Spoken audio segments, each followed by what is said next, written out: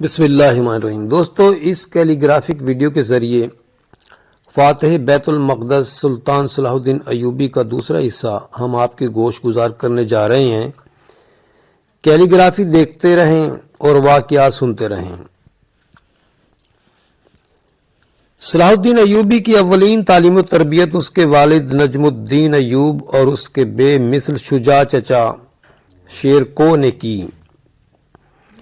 اسد الدین شیرکو نے اسے جنگی تربیت دی۔ صلاح الدین ایوبی کا بچپن اور لڑکپن انتہائی پاکیزہ ماحول میں گزرے۔ وہ پابندی سے نماز پڑھتا تھا، دینی تعلیم بھی حاصل کی۔ اسے جو ماحول اور خاندان قدرت نے ودیعت کیا، اس میں اس کی صلاحیتوں کو جلا ملی۔ جب دمشق پر سلطان نور الدین محمود قابض ہوا تو اس کا والد بھی سلطان نور الدین محمود کے دربار سے وابستہ ہو گیا۔ اب سلطان صلاح الدین ایوبی 13 برس کا لمبے قد کا چھریرا جسم رکھنے والا نوجوان تھا۔ کہتے ہیں کہ اس کی آنکھوں میں غضب کی چمک تھی۔ اس نوجوان کو سلطان نور الدین کی خدمت میں پہلی بار پیش کیا گیا تو وہ اس سے خاصا متاثر ہوا۔ سلطان نور الدین محمود مردم شناس بادشاہ تھا، اس لیے اس نے صلاح الدین ایوبی کی چھپی ہوئی صلاحیتوں اور خوبیوں کا فوراً اندازہ لگا لیا۔ چچا شیر کو والد نجم الدین ایوب اور بادشاہ نور الدین محمود کی توجہ نے صلاح الدین کی صلاحیتوں کو نمایاں کرنے میں اہم کردار ادا کیا۔ سلطان صلاح الدین ایوبی کی زندگی کا اس وقت تک انداز بہت ہی مختلف تھا اور اس انداز کے حوالے سے اس کے مستقبل کے بارے میں کچھ نہیں کہا جا سکتا تھا، تاہم ہر شخص اس کی صلاحیتوں کا مداح تھا۔ صلاح الدین ایوبی اس وقت ایک عالم اور زاہد کی سی زندگی بسر کر رہا تھا جسے جنگ اور لڑائی سے کوئی دلچسپی نہ تھی۔ دینداری، پرہیزگاری، عبادت گزاری اور صلح جوئی اس کے کردار کے اہم ترین نمایاں خوبیاں تھیں۔ وہ جنگ اور لڑائی کی طرف مائل ہی نہ ہوا تھا، اگرچہ اس نے جنگی تربیت اور فنون حرب میں اچھی خاصی مشق حاصل کی تھی، لیکن اس کا طبعی رجحان جنگ کی طرف نہیں تھا۔ اس وقت وہ ایک دوراہے پر کھڑا تھا، اسے خود معلوم نہیں تھا کہ اسے کیا بننا ہے، وہ اپنی صلاحیتوں کا کس طرح سے استعمال کرنا ہے۔ مشہور مورخ ابن اسیر صلاح الدین ایوبی کے ہم عصر تھے۔ انہوں نے ایک واقعہ سلطان صلاح الدین ایوبی کی اپنی زبانی بیان کیا ہے۔ حقیقت یہ ہے کہ اگر یہ واقعہ پیش نہ آتا تو پھر یقیناً سلطان صلاح الدین ایوبی کی زندگی مختلف ہوتی۔ اس ایک واقعے نے اس کی زندگی کا رخ بدل دیا۔ ابن اسیر نے سلطان صلاح الدین ایوبی کی زبانی لکھا ہے، سلطان نور الدین محمود نے مجھے میرے چچا شیرکو کے ساتھ مصر کی مہم پر جانے کا حکم دیا۔ سچ یہ ہے کہ میرا دل اس کے لیے آمادہ نہ تھا۔ چچا بھی اصرار کرتے تھے کہ میں ان کے ہمراہ چلوں، بادشاہ کا یہی حکم تھا، اس لیے نہ چاہنے کے باوجود میں نے بادشاہ اور اپنے چچا کے حکم کے آگے سر تسلیم خم کر دیا، اگرچہ میں نے بہت لیت و لال سے کام لیا تھا، اس لیے میرے دل پر بڑا بوجھ بھی تھا، لیکن چچا اور بادشاہ کے سامنے میری ایک نہ چلی۔ ضرورت کی ہر چیز سلطان نے مہیا کر دی اور یوں مجھے اپنے چچا شیرکو کے ساتھ مصر کی مہم پر جانا پڑا۔ سلطان صلاح الدین ایوبی کی شہرت کا آغاز مصر کی مہمات سے ہوتا ہے۔ ان مہموں کی وجہ سے سلطان صلاح الدین ایوبی کو اس وقت کے حالات سے بھی صحیح معنوں میں پہلی مرتبہ متعارف ہونے کا موقع ملا۔ دو بڑی حقیقتیں اس کے علم میں آئیں۔ ایک تو یہ کہ عالم اسلام کو عیسائی اور صلیبی طاقتوں سے شدید خطرہ ہے، اور دوسری بات یہ کہ عالم اسلام اور ملک کا انتشار صلیبی طاقتوں کو حوصلہ بخش رہا ہے کہ وہ اسلام کو کمزور کریں اور اسے نقصان پہنچائیں۔ حقیقت یہ ہے کہ ان دنوں مصر کے حالات بے حد ابتر تھے. عمرا اور وزراء کی سازشیں اور گٹھ جوڑ اپنے عروج پر تھا. ایک وزیر شاور مصری تھا جس نے بہت زیادہ طاقت حاصل کر لی تھی. اس کے کئی حاسد تھے جو اسے ذلیل اور اقتدار سے محروم کرنے کے لیے دن رات سازشوں میں مصروف رہتے تھے. ایک دوسرے امیر زرام کی سازش کامیاب ہوئی اور شاور مصری کو مصر سے بھاگنا پڑا. اگر وہ مفرور نہ ہوتا تو اس کی جان کو خطرہ تھا.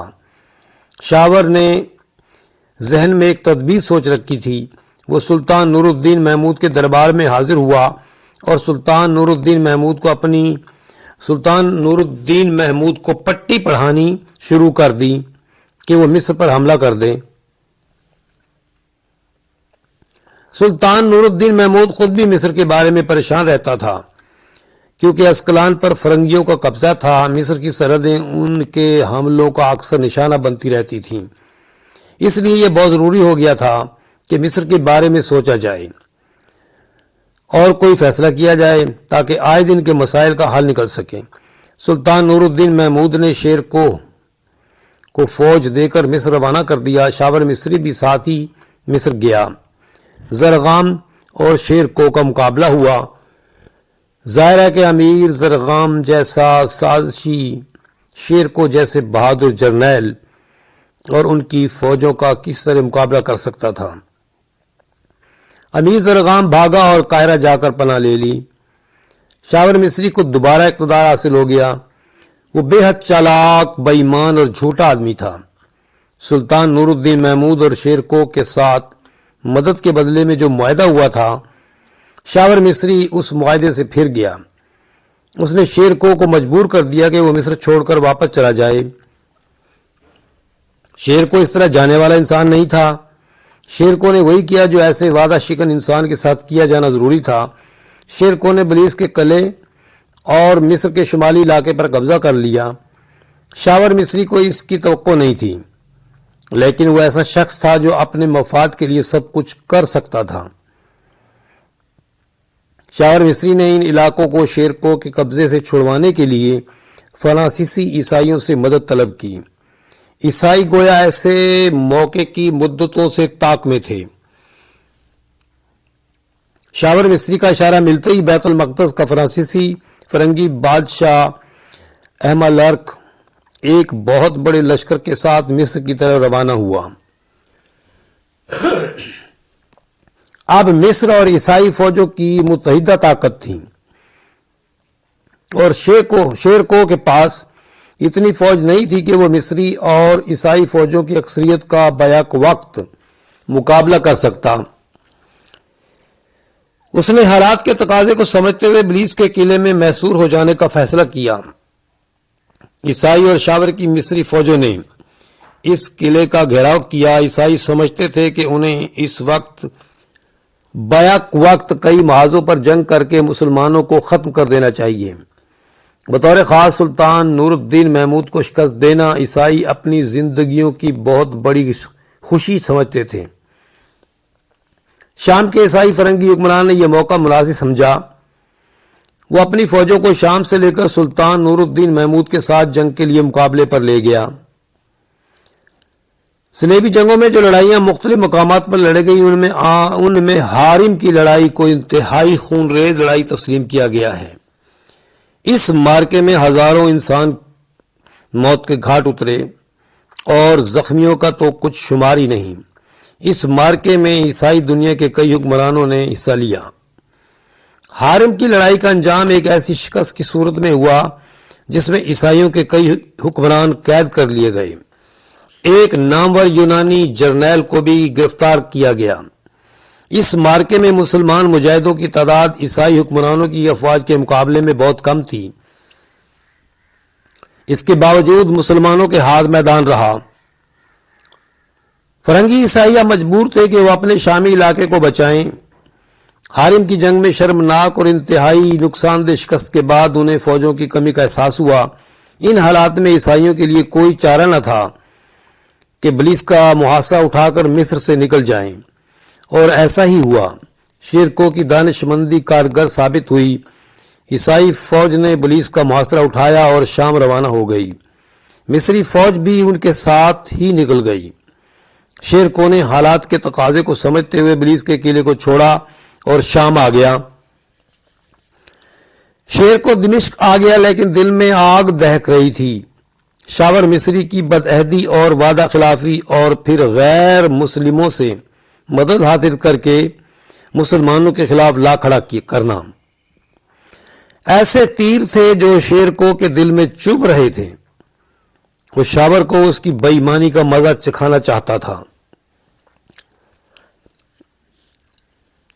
اس لیے نور الدین محمود کو مسلسل اکساتا رہتا کہ مصر پر حملہ کیا جائے۔ نور الدین محمود مصر پر حملے کے حق میں تھا، لیکن اس سے پہلے وہ بہت سے دوسرے امور سلطنت سے نمٹنا ضروری سمجھتا تھا، اور پھر یہ کہ مصر پر حملے کے لیے پوری تیاریوں کی بھی ضرورت تھی۔ شیر کو نے اپنی بات پر اصرار جاری رکھا اور بالآخر 2 سال بعد سلطان نور الدین محمود نے اسے مصر پر حملہ کرنے کی اجازت دے دی۔ مصری اکیلے اپنے آپ کو شیر کو اور اس کی فوج کا مقابلہ کرنے کے قابل نہیں پاتے تھے، اس لیے ایک بار پھر عیسائیوں سے مدد طلب کی گئی۔ عیسائی جو ابھی تک گزشتہ شکست کے زخم چاٹ رہے تھے، بدلہ چکانے کے لیے پھر مدد کے لیے نکل کھڑے ہوئے۔ عیسائی اب بھی دوہری چال چل رہے تھے۔ مصر کی مدد کے لیے وہ مسلمانوں میں نفاق پھیلا رہے تھے، انہیں کمزور بنا رہے تھے۔ وہ سمجھتے تھے کہ مصر کی مدد کر کے وہ ایک دن خود مصر پر قابض ہو جائیں گے، اور اس سے پہلے سلطان نور الدین محمود کا کانٹا بھی نکل چکا ہوگا۔ عیسائی اس بار پہلے سے بھی زیادہ بڑی فوج کے ساتھ آئے۔ فروری کا مہینہ تھا جب شیر کو اپنی افواج کے ساتھ مصر میں داخل ہوا۔ باہین کے مقام پر عیسائی اور مصری متحدہ فوجیں شیر کو کی فوج آمنے سامنے میدان میں مقابلے کے لیے کھڑی تھیں۔ اس مارکے میں سلطان صلاح الدین ایوبی اپنے چچا شیر کو کے ہم رکاب تھا۔ اس زمانے کے مورخ ابن اسیر نے اس مارکے کے بارے میں لکھا ہے، تاریخ نے ابھی تک اس سے زیادہ اہم واقعہ اپنے صفحات میں محفوظ نہیں کیا۔ مصری اور فرانسیسی عیسائی فوجوں کے ٹڈی دل کے سامنے مسلمانوں کے 1000 شاہسوار تھے، لیکن میدان انہی کے ہاتھ رہا۔ باہین کی لڑائی فی الواقعہ ایک ایسی لڑائی تھی جس میں مسلمانوں نے گویا ایک عظیم معجزہ کر دکھایا۔ مورخ بتاتے ہیں، اور ابن اسیر جو خود اس دور کا مورخ ہے، کہ شیر کو کا لشکر صرف 1000 شاہسواروں پر مشتمل تھا۔ مصریوں اور عیسائیوں کی عظیم فوج کے سامنے اس کی کوئی حیثیت نہ تھی، لیکن شیر کو خود جری بہادر اور زبردست جرنیل تھا۔ اس کا ایک ایک سپاہی بہادری اور شجاعت کا پیکر تھا۔ اس مارکہ میں جو باہین کا مارکہ کہلاتا ہے، دشمنوں کو ایسی ذلت آمیز شکست ہوئی کہ اس کے ہزاروں سپاہی ہلاک ہوئے اور ان گنت زخمی، اور قیدیوں کی تعداد کا کوئی شمار نہیں۔ باہین کے مارکے میں نوجوان صلاح الدین ایوبی نے شجاعت کے جو جوہر دکھائے۔ باہین سے شیر کو اور صلاح الدین ایوبی اپنی فوج کے ساتھ اسکندریہ کی طرف بڑھے۔ اسکندریہ کے لوگ مقابلے کے لیے تیار نہ ہوئے، انہوں نے خود ہی شہر کے دروازے شیر کو کے لیے کھول دیے۔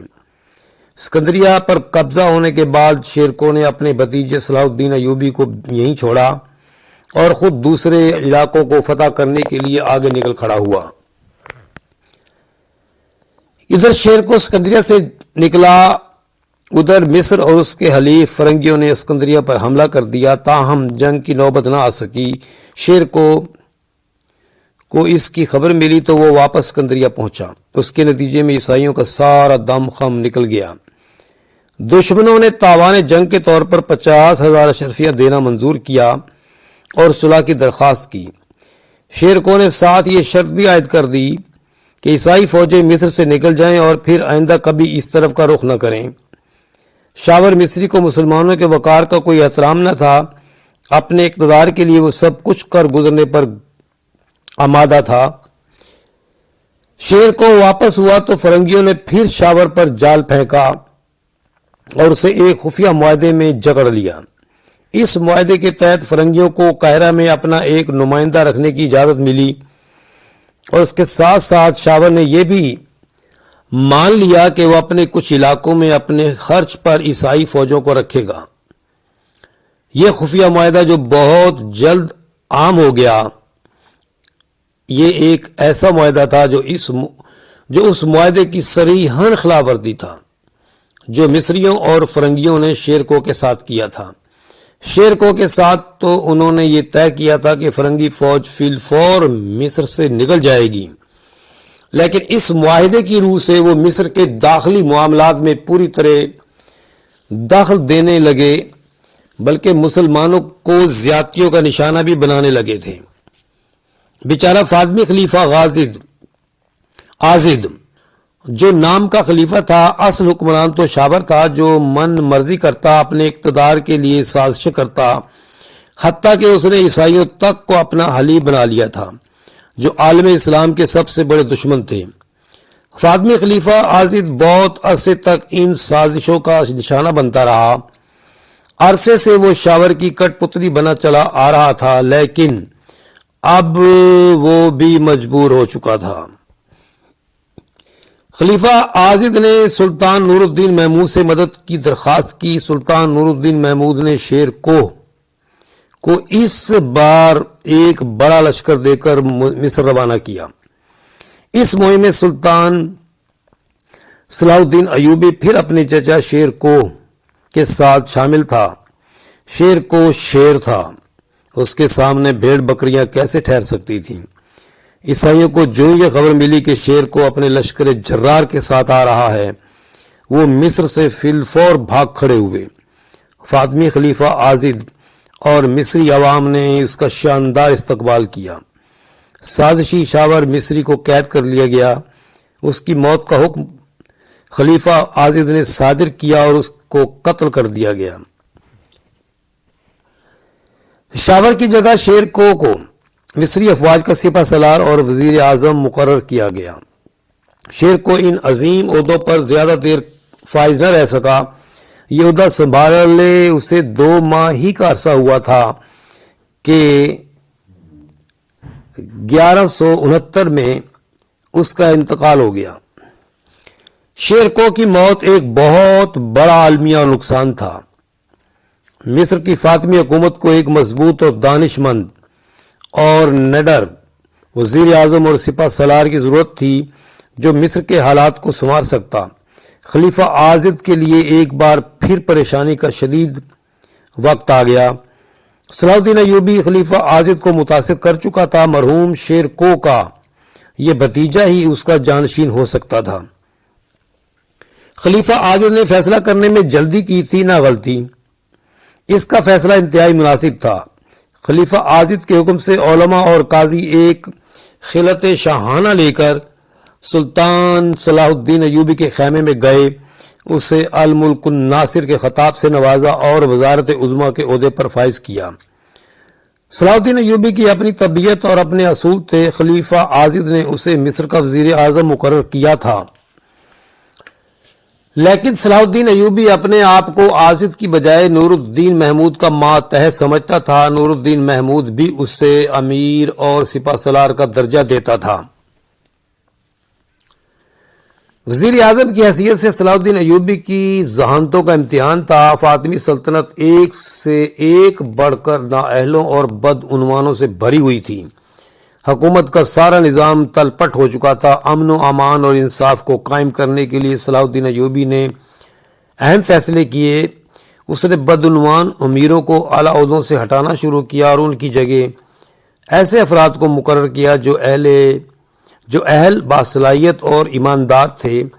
صلاح الدین ایوبی نے بہت جلد ایسی صحت مند تبدیلیاں کر لی کہ ملک کے حالات سنورنے لگے۔ صلاح الدین ایوبی منفرد انسان تھا۔ وہ فاطمی سلطنت کا وزیر اعظم تھا۔ اس کے نائب اور امراء محلوں میں رہتے تھے، لیکن وزیر اعظم ہوتے ہوئے بھی صلاح الدین ایوبی نے اپنے قیام کے لیے مسجد کے قریب ایک مختصر سا اور سادہ سا مکان پسند کیا۔ قاہرہ اس زمانے میں تہذیب و تمدن کا عظیم مرکز تھا۔ اس شہر میں دور دور سے طالب علم حصول علم کے لیے آتے تھے۔ ایک بڑی مرکزی منڈی اور تجارت کی آماجگاہ ہونے کی وجہ سے یہاں ملک اور دور دور سے تاجر آتے تھے جو اپنے ساتھ دنیا بھر سے کتابیں لاتے تھے۔ یوں علوم و فنون کا تبادلہ ساری دنیا کے ساتھ ہو رہا تھا۔ قاہرہ میں ایک بڑا کتب خانہ صلاح الدین ایوبی کو ملا۔ ایک روایت کے مطابق اس میں 1,25,000 نایاب کتابیں تھیں۔ سلطان صلاح الدین ایوبی نے اس عظیم اور نایاب کتابوں پر مشتمل کتب خانے سے اپنے لیے چند اہم اور نادر اور نایاب کتب کا انتخاب کیا اور باقی تمام کتابیں اس دور کے بہت بڑے عالم اور قاضی ملا فاضل کی خدمت میں پیش کر دیں۔ یہ وہی ملا فاضل ہیں جنہیں بعد میں صلاح الدین ایوبی نے سلطان بننے کے بعد اپنا وزیر مقرر کیا تھا۔ اوکے دوستو، السلام علیکم، باقی آئندہ انشاءاللہ۔